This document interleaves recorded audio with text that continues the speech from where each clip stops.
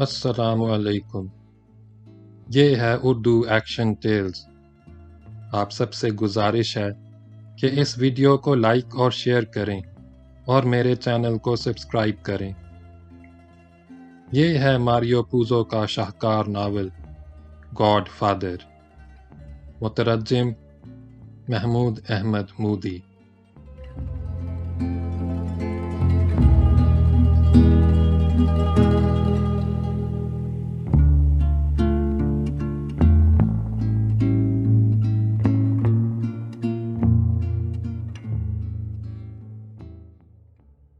باب نمبر 39۔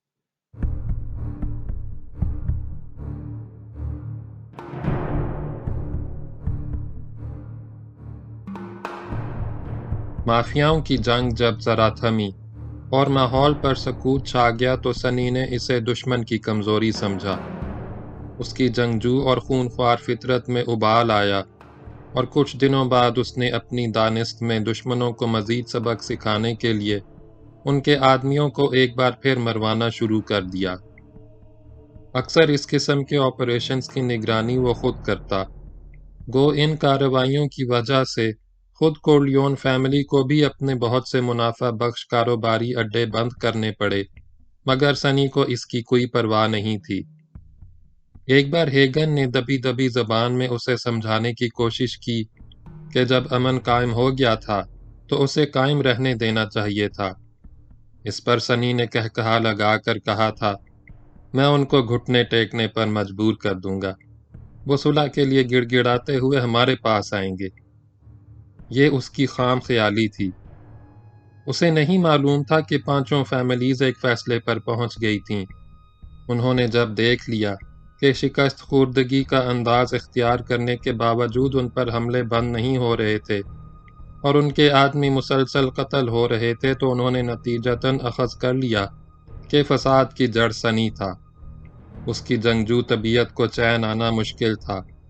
ان کے خیال میں ڈان اس کے مقابلے میں پھر معقول اور معتدل آدمی تھا، جس کے ساتھ دلیل سے بات کی جا سکتی تھی، لیکن سنی کو کچھ سمجھانا اور اس کی جنگجو طبیعت کے آگے بند باندھنا بہت مشکل تھا۔ چنانچہ فیصلہ یہ کیا گیا کہ ساری توجہ اور توانائی سنی کا قصہ پاک کرنے پر لگائی جائے۔ ان کے درمیان جو بے معنی اور بے مقصد خون ریزی جاری تھی، اس کا خاتمہ تبھی ممکن ہو سکتا تھا جب انہیں سنی سے چھٹکارا مل جاتا۔ اس سے نجات پانے کے بعد امن کی کچھ نہ کچھ امید رکھی جا سکتی تھی۔ چنانچہ اس مقصد کے لیے منصوبہ بندی شروع ہو گئی۔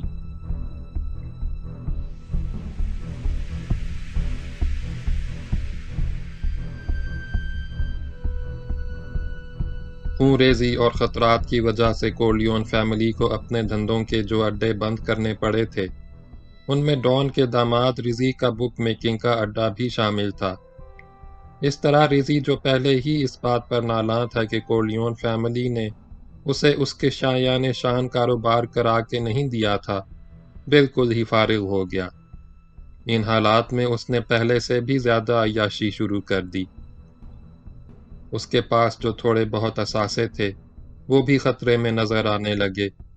وہ اب پہلے سے زیادہ پینے لگا اور جب بھی کہیں سے رقم ہاتھ لگتی، وہ اسے ٹھکانے لگانے اپنی من پسند عورتوں کے پاس جا پہنچتا۔ ان میں سے بہت سی ایسی بھی تھیں جن کے ساتھ رنگین گھڑیاں گزارنے کے لیے اسے رقم کی ضرورت بھی نہیں ہوتی تھی۔ سنی نے جب سے اس کی پٹائی کی تھی، اس نے کونی کو مارنا پیٹنا چھوڑ دیا تھا۔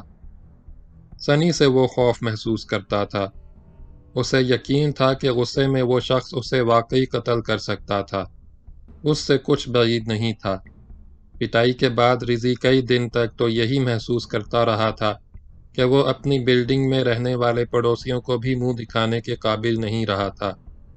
لیکن پھر جب اس نے محسوس کیا کہ بلڈنگ میں رہنے والا کوئی بھی فرد اس کی طرف عجیب سی یا استہزائیہ نظروں سے نہیں دیکھتا تھا، تو اس نے قدرے اطمینان سے گھر سے نکلنا شروع کیا۔ کونی سے انتقام لینے کا اس نے اب ایک مختلف طریقہ اختیار کیا تھا۔ وہ اب خود اس کے قریب جاتا اور نہ اسے اپنے پاس آنے دیتا تھا۔ وہ اس سے انتہائی مختصر اور ضروری بات کرنے کے سوا کچھ نہیں کہتا تھا۔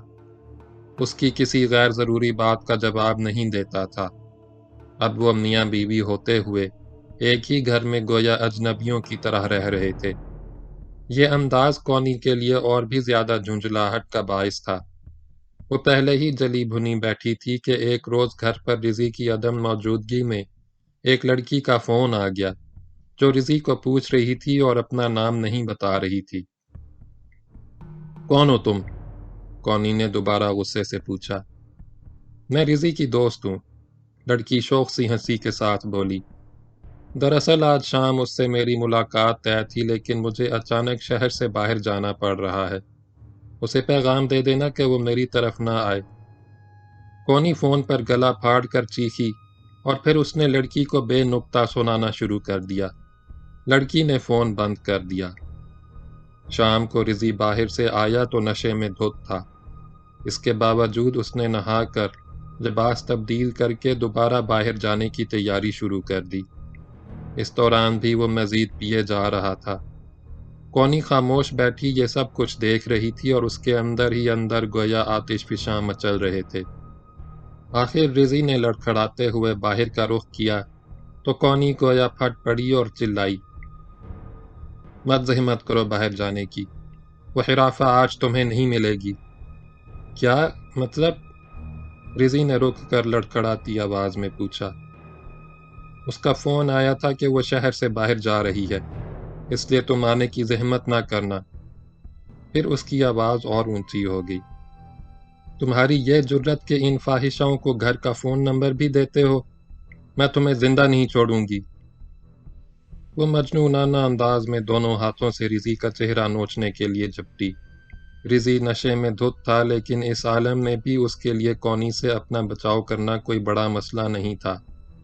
اس نے اسے آسانی سے ایک طرف دھکیل دیا، لیکن جب کونی نے اپنی کوشش جاری رکھی تو اسے غصہ آ گیا۔ اس نے اپنا پرہیز توڑ دیا اور کونی کے منہ پر لگاتار کئی تھپڑ رسید کیے۔ البتہ یہ خیال ضرور رکھا کہ تھپڑ زیادہ زوردار نہ ہوں اور اس کے ہونٹ یا چہرے کی کھال پھٹنے نہ پائے۔ وہ بیڈ روم میں اپنے بیڈ پر جا گری اور رونے لگی۔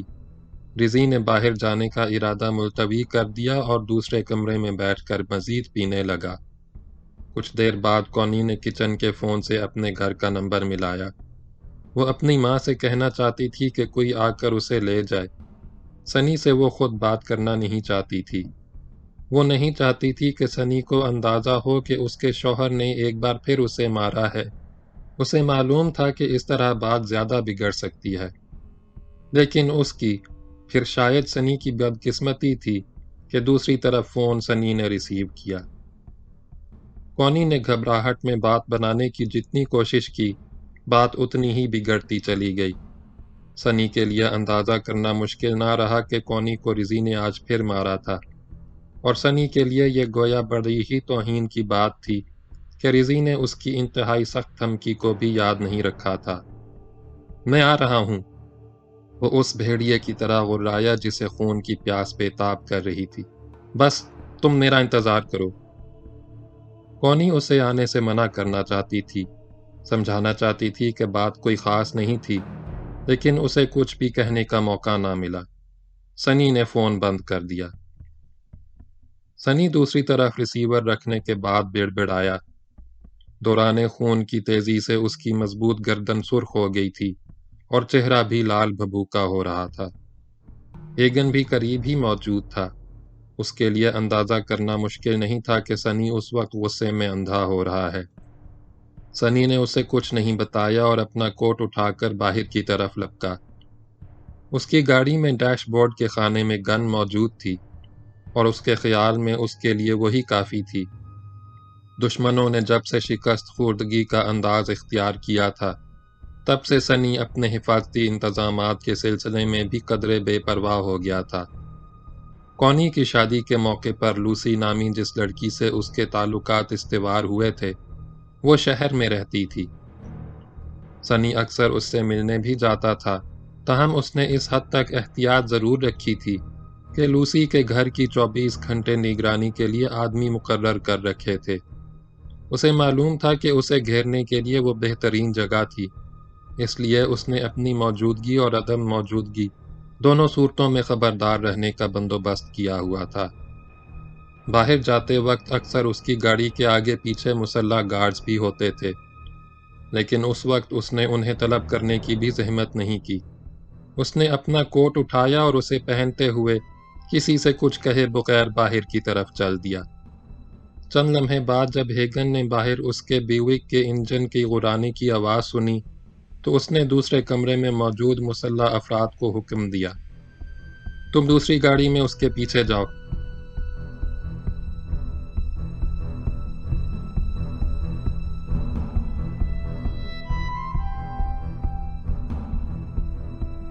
رات کے وقت شہر کی طرف جاتے وقت عموماً سنی اس راستے کا رخ کرتا تھا جسے جونز بیچ کازوے کہا جاتا تھا۔ یہ شہر کی طرف جانے کا شارٹ کٹ تھا اور رات کو اس پر رش نہیں ہوتا تھا۔ اس راستے پر البتہ چند سیکنڈ کے لیے وہاں رکنا پڑتا تھا جہاں ٹول ٹیکس کی وصولی کے لیے محرابیں اور بوتھ بنے ہوئے تھے۔ سنی کی گاڑی کی کھڑکیوں کے شیشے چڑھے ہوئے نہیں تھے۔ راستے میں ٹھنڈی ٹھنڈی ہوا لگی تو دھیرے دھیرے اس کا غصہ کچھ کم ہوا اور اس نے ذرا ٹھنڈے دل سے سوچنا شروع کیا۔ وہ اسی نتیجے پر پہنچا کہ رضی کو قتل کرنا بہرحال مناسب نہیں تھا۔ آخر وہ اس کا بہنوئی اور اس کے ہونے والے بھانجے کا باپ تھا۔ تاہم آج اس نے اس سے تفصیلی بات چیت یا پھر سختی کے ذریعے یہ بات ہمیشہ کے لیے طے کرنے کا بندوبست کرنے کا فیصلہ کیا کہ آئندہ رضی اس کی بہن کے ساتھ کبھی مار پیٹ نہ کرے۔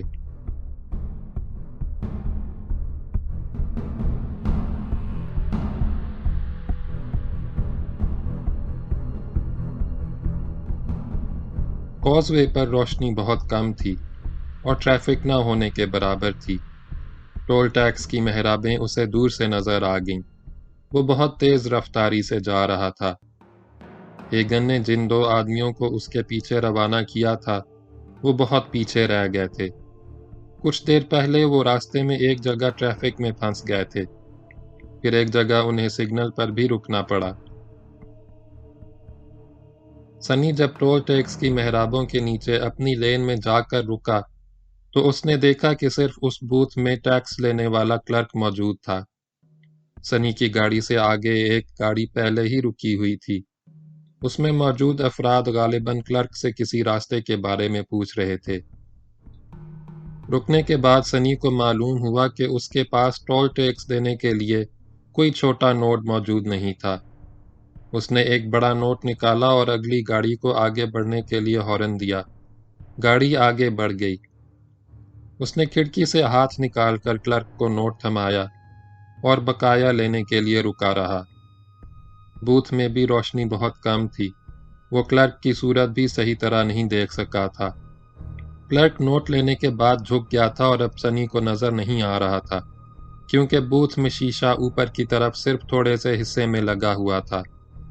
کلرک شاید نیچے کسی خانے سے پیسے نکال رہا تھا۔ سنی بے چینی سے انگلیاں سٹیئرنگ وہیل پر نچاتے ہوئے بقایا رقم کا انتظار کر رہا تھا۔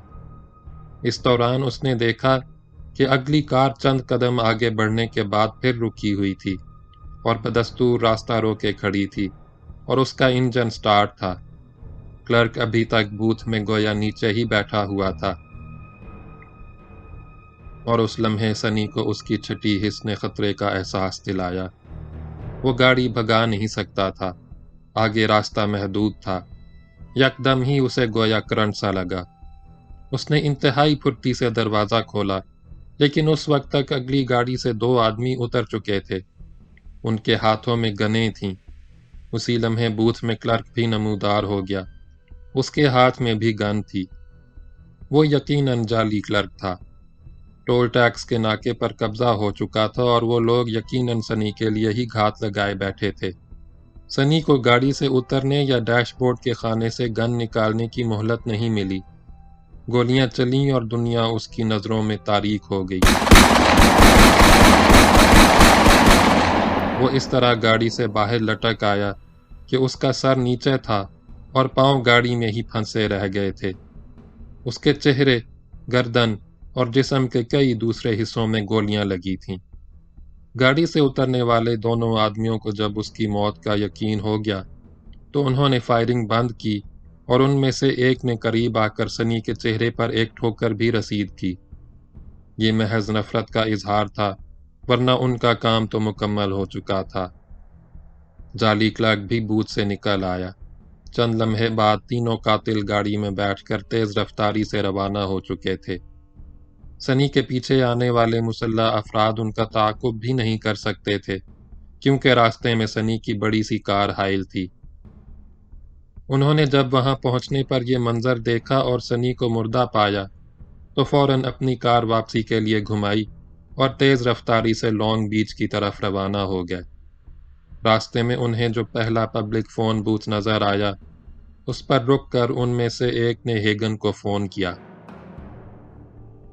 سنی کو ٹول ٹیکس کے ناکے پر قتل کر دیا گیا ہے، اس نے غیر جذباتی لہجے میں ہیگن کو اطلاع دی۔ ہیگن اس وقت گھر کے کچن میں کھڑا تھا جب اس نے یہ کال ریسیو کی۔ ڈان کی بیوی، جسے تقریباً سب لوگ ماما کورلیون کہہ کر پکارتے تھے، اس کے قریب ہی موجود تھی اور کچھ پکا رہی تھی۔ ہیگن کو بذات خود شدید دھچکا لگا تھا، لیکن وہ نہیں چاہتا تھا کہ ماما کورلیون یہ خبر یوں اچانک سنے، اس لیے اس نے اپنی آواز کو ہموار رکھنے کی پوری کوشش کرتے ہوئے کہا، ٹھیک ہے، تم منزا کے گھر چلے جاؤ اور اس سے کہو کہ فوراً یہاں آئے، وہی تمہیں بتائے گا کہ کیا کرنا ہے۔ ماما کورلیون کو اگرچہ کسی گڑبڑ کا احساس ہو گیا تھا، تب بھی اس نے اس کا اظہار نہیں ہونے دیا اور بدستور اپنے کام میں منہمک رہی۔ ڈان اور اس کے لوگوں کے ساتھ رہ کر اس نے یہ سیکھا تھا کہ ناگہی میں بڑی راحت تھی۔ کسی ناخوشگوار واقعے کے بارے میں اس وقت تک جاننے کی کوشش نہ کرو جب تک کوئی خود آ کر اس کے بارے میں نہ بتائے۔ اس طرح مزید چند لمحے، چند گھنٹے یا چند روز آپ کرب و اذیت سے بچ سکتے ہیں۔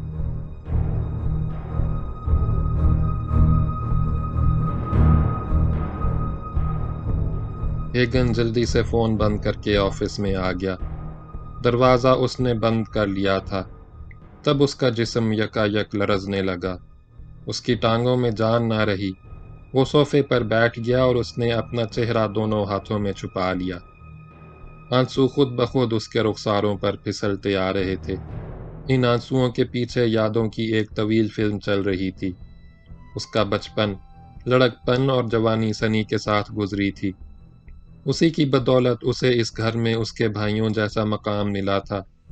سنی دوسروں کے لیے خواہ کیسا بھی تھا، لیکن ہیگن کے ساتھ اس نے ہمیشہ محبت اور نرمی روا رکھی تھی۔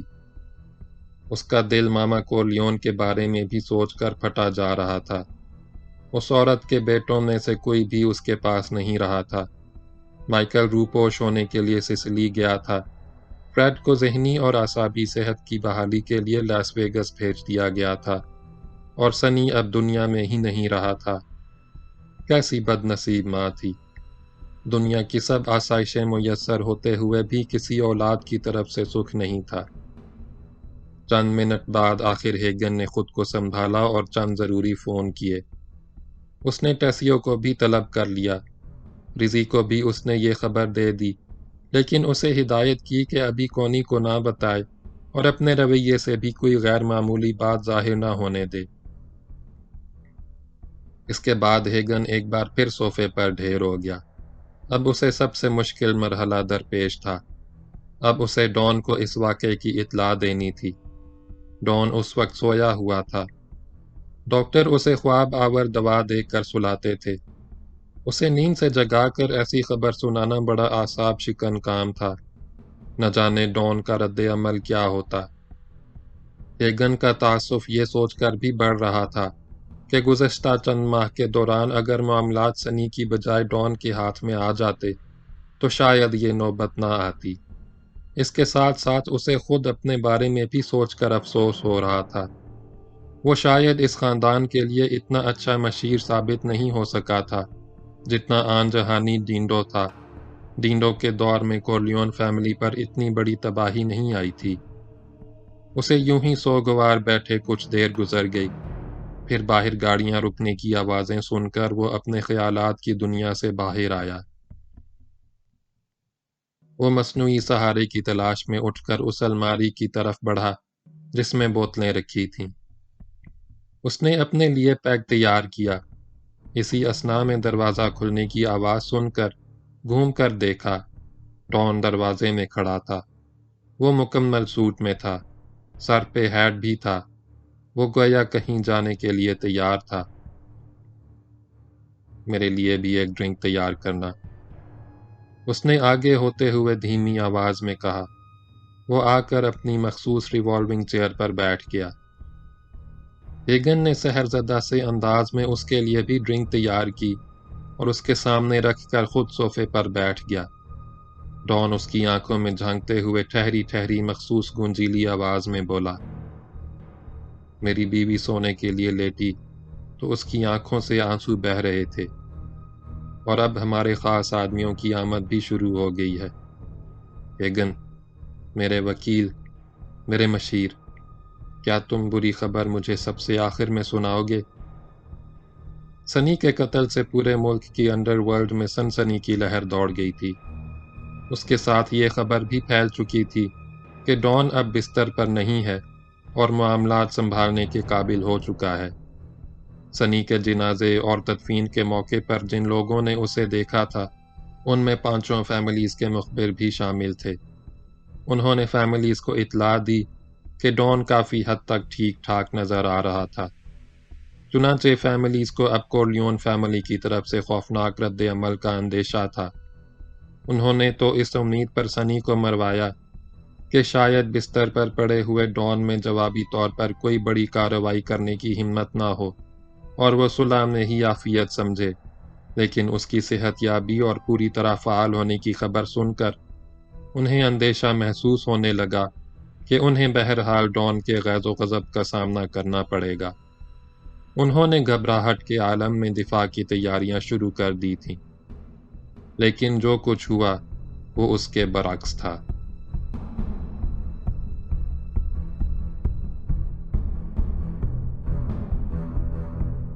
ڈان نے بہت بڑے پیمانے پر ایک میٹنگ کی تجویز بھی پیش کی، جس میں ملک بھر کی فیملیز کے نمائندے شریک ہوں اور متحارب فریق وہاں سب کے سامنے اپنا اپنا موقف بیان کریں۔ اس تجویز کو بہت سراہا گیا اور خاموشی سے بڑے پیمانے پر ایک میٹنگ کی تیاریاں شروع ہو گئیں۔ میٹنگ کے لیے ایک بینک کی عمارت منتخب کی گئی، جس میں اوپر کی منزل پر بہت بڑا آڈیٹوریم تھا۔ اس بینک میں بھی ڈان کے شیئرز تھے۔ اس کانفرنس میں امریکہ کے تمام شہروں کے ڈان اپنے اپنے قانونی مشیر سمیت شریک ہوئے۔ باقاعدہ کسی بہت بڑی کاروباری کانفرنس کا سا سماع تھا۔ تمام ڈان مقررہ وقت پر پروقار لباس میں کانفرنس میں شرکت کے لیے آڈیٹوریم میں پہنچ گئے تھے۔ ظاہر یہی کیا گیا تھا کہ بینکوں کی مختلف برانچز کے عہدیداروں کا اجلاس ہو رہا تھا۔ نیو یارک کی فیملیز ملک میں طاقتور ترین فیملیز تھیں، اور ان میں سے طاقتور ڈان کورلیون فیملی تھی۔ انہی کے آدمی حفاظتی انتظامات کے سلسلے میں بینک کے چاروں طرف اور مختلف دروازوں پر تعینات تھے، مگر وہ سب کے سب بینکوں کے گارڈز کی وردیوں میں تھے۔ کسی بہت بڑے کاروباری اجلاس کی سی صورت میں کانفرنس کی کارروائی شروع ہوئی۔ ڈان نے متاثر کن انداز میں اپنا موقف پیش کیا، جس کا لب و لباب یہ تھا کہ اگر اس نے منشیات کے کاروبار میں شریک ہونا مناسب نہیں سمجھا تھا اور سولوزو کی پیشکش کے جواب میں انکار کر دیا تھا، تو اس میں کیا بری بات تھی کہ اس نے ٹٹاگلیا فیملی کی پشت پناہی سے اس پر قاتلانہ حملہ کرا دیا۔ ٹٹاگلیا فیملی اور دیگر 4 فیملیز نے بھی اپنا اپنا موقف پیش کیا، اپنی غلطیوں کا اعتراف کیا۔ بیشتر ڈان متفق نہیں تھے۔ ان کی تقریروں کا اہم نقطہ یہی تھا کہ فیملیز کو بہرحال ہر کام میں ایک دوسرے سے تعاون کرنا چاہیے تھا۔ ڈان کورلیون نے انکار کر کے کوئی اچھی روایت قائم نہیں کی تھی، جس کے جواب میں ڈان کورلیون کو ایک بار پھر تقریر کرنا پڑی، اور اس نے مدلل انداز میں کہا کہ اپنے فیصلے دوسروں پر ٹھونسنا بھی کوئی اچھی روایت نہیں۔ کچھ نمائندوں نے ڈان کورلیون سے سفارش کی کہ اسے بہرحال اب اس تجویز پر غور کرنا چاہیے۔ منشیات کا کاروبار بہرحال آنے والے دنوں کا سب سے بڑا کاروبار تھا، اور مافیا اس سے لا تعلق نہیں رہ سکتی تھی۔ ان باتوں پر سب نے اتفاق کیا کہ غلط فہمیاں دور ہونی چاہیے، خون ریزی رکنی چاہیے۔ تمام ڈان اور ان کے مشیر سسیلی سے تعلق رکھنے والے تھے، اور ان کا اپنا یا ان کی کسی نہ کسی نسل کے کسی نہ کسی آدمی کا سسیلی کی اصلی مافیا سے کبھی نہ کبھی کوئی نہ کوئی تعلق رہ چکا تھا۔ کانفرنس کا انعقاد بہرحال مفید ثابت ہوا۔ فیملیز کے درمیان خون ریزی رک گئی۔ اس کے بعد ڈان کورلیون کے سامنے مسئلہ مائیکل کو سسیلی سے واپس بلانے کا تھا۔ اسے اس بات کی زیادہ فکر نہیں تھی کہ کسی فیملی یا سولوزو کا کوئی آدمی اس سے انتقام لینے کی کوشش کرے گا اور یوں اس کی سلامتی کو خطرہ ہوگا۔ ڈان کو اصل خطرہ پولیس سے تھا کہ وہ مائیکل کو کیپٹن کلسکی اور سولوزو کے قتل کے الزام میں پکڑ لے گی، اور اسے سزائے موت یا طویل سزائے قید دلوانا زیادہ مشکل نہیں ہوگا۔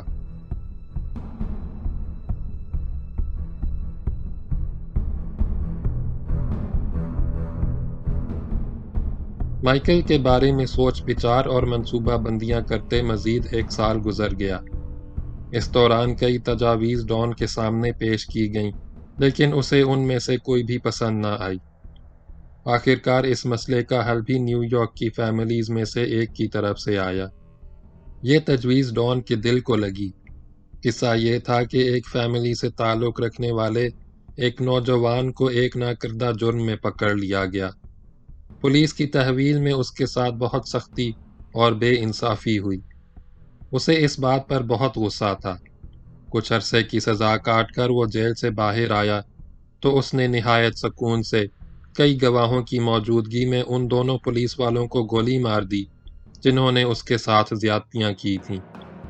اب وہ اس جرم میں دوبارہ جیل میں تھا اور آثار بتا رہے تھے کہ اسے سزائے موت دی جائے گی۔ تجویز یہ پیش کی گئی تھی کہ وہ نوجوان کیپٹن کلسکی اور سولوزو کا قاتل ہونے کا بھی اعتراف کر لے۔ اسے مرنا تو تھا ہی، وہ یہ دونوں قتل اپنے کھاتے میں ڈال کر بھی کر سکتا تھا۔ مطالبہ یہ کیا گیا تھا کہ ڈان اس نوجوان کے اہل خانہ کو ایک بڑی رقم یکمشت دے دے اور اس کے بعد کم از کم 20 سال کے لیے ان کا ایک مخصوص رقم کا وظیفہ باندھ دے۔ نوجوان مائیکل کی عمر کا تھا۔ اس کا قد کاٹ بھی بالکل مائیکل جیسا ہی تھا، اور اس کی شخصیت میں بڑی حد تک مائیکل کی شباہت آتی تھی۔ اس واقعے کے چشمدید گواہ اگر پولیس کو میسر تھے تو وہ بھی شناختی پریڈ کے موقع پر دھوکہ کھا سکتے تھے۔ کافی غور و خوض کے بعد یہ تجویز ڈان کو پسند آئی اور اس نے اس کی منظوری دے دی۔ اس نوجوان کو کیپٹن کلسکی اور سولوزو کے قتل کے واقعے کے بارے میں تمام تر باریکیوں کے ساتھ تفصیلات سمجھائی گئیں تاکہ اس کے اقبالی بیان میں کوئی جھوٹ نہ محسوس ہو۔ جیل میں جو وکیل اس سے ملاقات کے لیے جاتا تھا، اس کے ذریعے تمام تفصیلات اس طرح اس کے ذہن نشین کرائی گئیں کہ وہ محسوس کرنے لگا کہ واقعی ان دونوں افراد کو بھی اسی نے قتل کیا تھا۔ اس کے اقبالی بیان نے اخبارات میں ہلچل مچا دی۔ پولیس اور عدالت نے اس کے بیان کو قبول کر لیا اور اسے مجموعی طور پر 4 افراد کے قتل میں سزائے موت سنا دی گئی۔ اس کے باوجود ڈان نے فوری طور پر مائیکل کو واپسی کا پیغام نہیں بھجوایا۔ وہ بہت احتیاط پسند آدمی تھا۔ اس نے اس وقت تک انتظار کیا جب تک نوجوان کی سزائے موت پر عمل درآمد نہیں ہو گیا۔